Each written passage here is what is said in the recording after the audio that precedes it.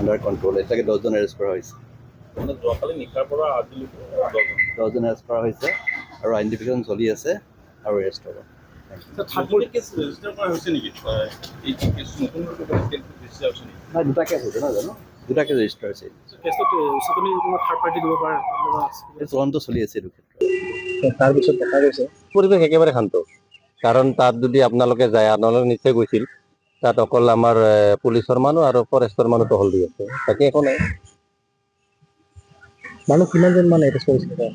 মানুহ আচলতে সেইটো আমাৰ আৰক্ষী চকীত থানাত গম পাব কিমানজন, এনে কোনোবাই 9জন, কোনোবা 12জন, কোনোবা 10জন এনেকে কৈ আছে, আৰু সঠিক ডাটাটো আমি নাজানো আচলতে, তো আমাৰ অফিচাৰেহে গম পাব সেই কথা।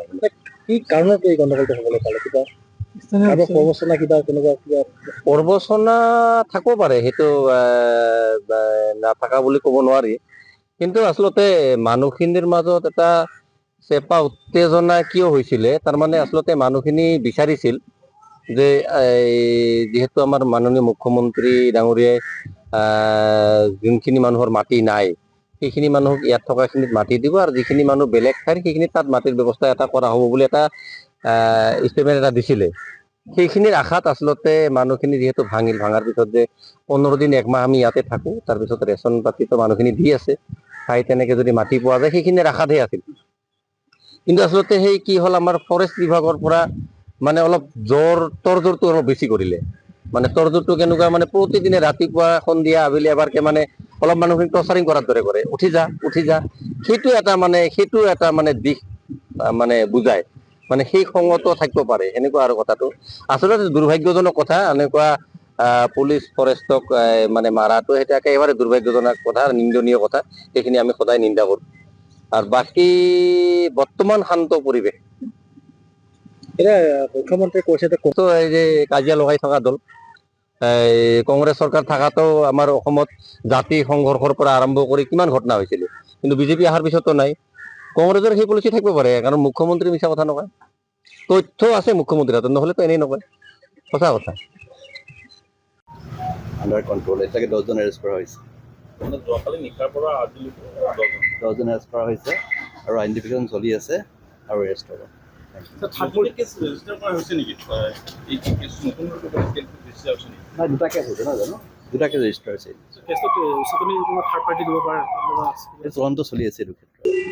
তাৰপিছত দেখা গৈছে পৰিৱেশ একেবাৰে শান্ত, কাৰণ তাত যদি আপোনালোকে যায়, আপোনালোকে নিশ্চয় গৈছিল, তাত অকল আমাৰ পুলিচৰ মানুহ আৰু ফৰেষ্টৰ মানুহ টহল দি আছে, তাকে একো নাই। মানুহ কিমানজন মান এৰেষ্ট কৰিছিল?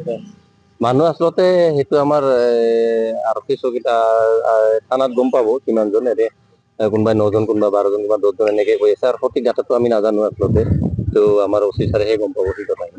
কি কাৰণত এই গণ্ডগোলটো হ'বলৈ পালে? কিবা প্ৰবচনা কিবা তেনেকুৱা কিবা প্ৰবচনা থাকিব পাৰে, সেইটো নাথাকা বুলি ক'ব নোৱাৰি, কিন্তু আচলতে মানুহখিনিৰ মাজত এটা চেপা উত্তেজনা কিয় হৈছিলে, তাৰমানে আচলতে মানুহখিনি বিচাৰিছিল যে যিহেতু আমাৰ মাননীয় মুখ্যমন্ত্ৰী ডাঙৰীয়াই যোনখিনি মানুহৰ মাটি নাই, সেইখিনি মানুহক ইয়াত থকাখিনিত মাটি দিব, আৰু যিখিনি মানুহ বেলেগ ঠাইৰ সেইখিনি তাত মাটিৰ ব্যৱস্থা এটা কৰা হ'ব বুলি এটা ষ্টেটমেণ্ট এটা দিছিলে। সেইখিনিৰ আশাত আচলতে মানুহখিনি যিহেতু ভাঙাৰ পিছত যে 15 দিন 1 মাহ আমি ইয়াতে থাকো, তাৰপিছত ৰেচন পাতিটো মানুহখিনি দি আছে, খাই তেনেকে যদি মাটি পোৱা যায় সেইখিনিৰ আশাতহে আছিল। কিন্তু আচলতে সেই কি হ'ল, আমাৰ ফৰেষ্ট বিভাগৰ পৰা মানে অলপ তৰজোৰটো অলপ বেছি কৰিলে। মানে তৰজোৰটো কেনেকুৱা, মানে প্ৰতিদিনে ৰাতিপুৱা সন্ধিয়া আবেলি এবাৰকে মানে অলপ মানুহখিনি টৰ্চাৰিং কৰাৰ দৰে কৰে, উঠি যা, সেইটো এটা মানে দিশ মানে বুজায়, মানে সেই খঙতো থাকিব পাৰে, এনেকুৱা আৰু কথাটো। আচলতে দুৰ্ভাগ্যজনক কথা, এনেকুৱা পুলিচ ফৰেষ্টক মানে মাৰাটো সেইটো একেবাৰে দুৰ্ভাগ্যজনক কথা, নিন্দনীয় কথা, সেইখিনি আমি সদায় নিন্দা কৰোঁ। আৰু বাকী বৰ্তমান শান্ত পৰিৱেশ।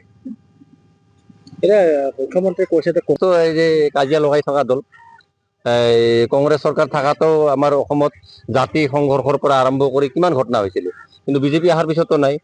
কংগ্ৰেছৰ সেই পলিচি থাকিব পাৰে, কাৰণ মুখ্যমন্ত্ৰী মিছা কথা নকয়, তথ্য আছে মুখ্যমন্ত্ৰীৰ হাতত, নহ'লেতো এনেই নকয়, সঁচা কথা। যিকোনো খবৰৰ বাবে যোগাযোগ কৰক 7099017330 লগতে 7099017110 নম্বৰত।